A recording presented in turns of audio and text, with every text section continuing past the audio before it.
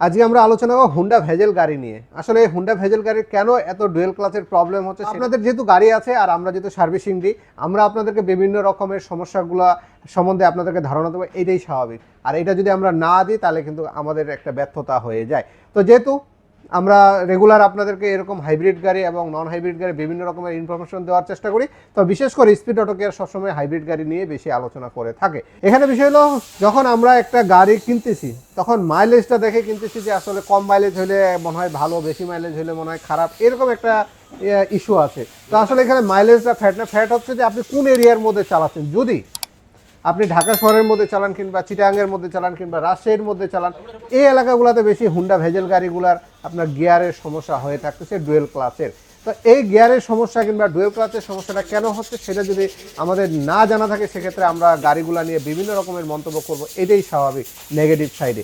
তো আমরা যখন একটা গাড়ি কিনতেছি, কেনার পরে চালাচ্ছি, যানজটের মধ্যে চালাচ্ছি, বারবার ব্রেকিং করতে হচ্ছে, গিয়ার শিফটিং হচ্ছে অটোমেটিক। যেহেতু ম্যানুয়াল গাড়ির যদি গিয়ার শিফটিংয়ের সমস্যা হয়, সেক্ষেত্রে ক্লাচ প্লেট পুড়ে যায়, সেটা আমরা ম্যানুয়াল যারা চালাইছি কিংবা ম্যানুয়াল সম্বন্ধে যেনারা অভিজ্ঞতা আছে ওনারা সকলেই জানেন।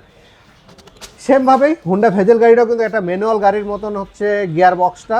তো এই গিয়ার বক্সটাকে আপনার ম্যানুয়ালভাবেই শিফটিং হয়। এখানে আপনার গিয়ার বক্সের মধ্যে রিলিজ বিয়ারিং থাকে, এই রিলিজ বিয়ারিংটাই আপনার গাড়িটাকে হচ্ছে টাইম টু টাইম হচ্ছে গিয়ারটাকে শিফটিং করে আপনার গাড়িটাকে মুভ করায়। তো এখানে আপনারা যখন যানজটের মধ্যে গাড়ি চালাচ্ছেন তখন আপনার গাড়ির হচ্ছে শিফটিংয়ের সমস্যা হচ্ছে, বারবার শিফট হচ্ছে, তখন আপনার যে রিলিজ বিয়ারিং আছে সেই রিলিজ বিয়ারিং থেকে তেল লিক করতেছে, কিংবা আপনার যে ক্লাচ প্লেটগুলো আছে সেই ক্লাচ প্লেটগুলো আপনার হচ্ছে অল্প দিনে নষ্ট হয়ে যাচ্ছে।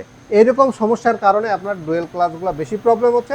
আমরা এটা যে শর্ট আকারে বললাম, বিস্তারিত আমরা আলোচনা করব নেক্সট ভিডিওতে। যে গাড়িটা আমরা কাজ করতেছি সেই গাড়িটা কাজ কমপ্লিট হওয়ার পরে আমরা নেক্সট ভিডিওটা আপনাদের সামনে উপস্থাপন করব, এবং কি কারণে এটা ডুয়েল ক্লাচটা নষ্ট হয়েছে সকল বিষয়গুলো আমরা আলোচনা করব আপনাদের সঙ্গে। ততক্ষণ আমাদের সঙ্গে থাকবেন। যারা এখনও সাবস্ক্রাইব করেনি আমাদের চ্যানেলটাকে দ্রুত সাবস্ক্রাইব করে ফেলুন, আর যারা অলরেডি সাবস্ক্রাইব করেছেন ওদেরকে অসংখ্য ধন্যবাদ।